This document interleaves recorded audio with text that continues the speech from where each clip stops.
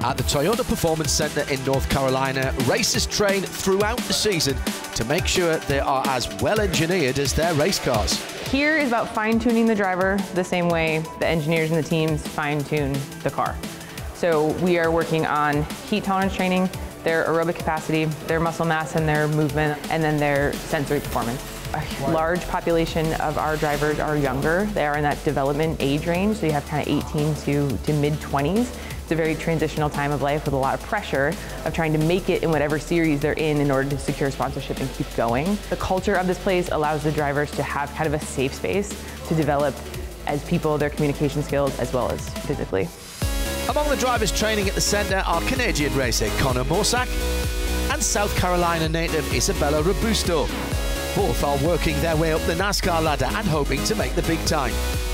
I'm part of the TD2 program, which is Toyota Driver Development, and basically they help us with anything and everything to do on and off of the racetrack for racing. This year I'm actually doing 6 different types of cars. The main ones being ARCA. I'm going to do the full car store, which is kind of like the top level of the late models. I'm also going to be running the full GT4 series, and then lastly I'm going to run the GR86 Nitro Racing.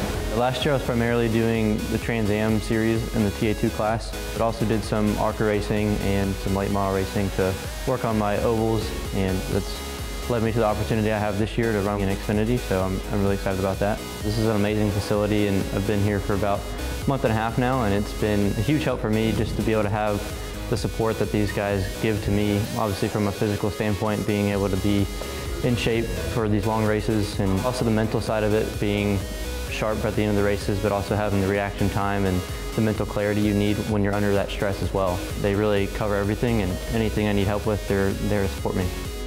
It might sound contradictory, but younger drivers actually need more attention from the performance experts, as, despite their youth, they're less adapted to the rigours of long, ferociously competitive races.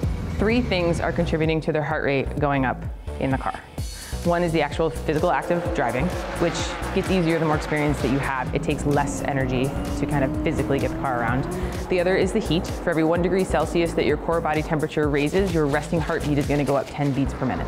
And the last would be like the emotional stress of driving, which again is easier the more experienced you are. And we work on their recovery. So every time there's a caution, kind of giving them the tools, the breath work, the different kind of mental states to be able to pull their heart rate back down, so that the next time it goes up, when we get under green again, they're not raising as high as they would be if they didn't lower their heart rate as much.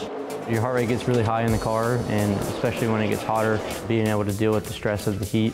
So we do a lot of cardio-based training, and even the stuff we do with weights is usually pretty high intensity and more in the higher rep range. So you're really working on being able to build endurance and keep your heart rate down, and being able to focus mentally while your heart rate is elevated and while you're tired.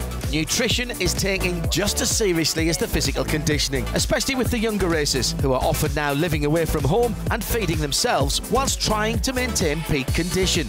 There are some key things that, if not addressed, can lead to poor performance, or maybe not getting that extra edge compared to your competitors. When those factors were not addressed, there was a difference in how they felt, how they performed in the car. And then when we started to make some of these changes, they started to feel and experience that shift. And they're like, wow, this is useful and helpful.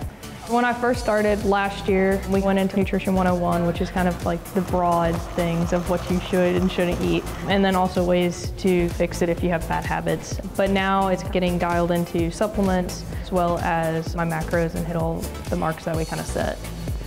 Both Robusto and Mosack have big dreams for the future. Every year is important on their journey as the pyramid narrows, and Toyota are trying to give them the leg up to succeed.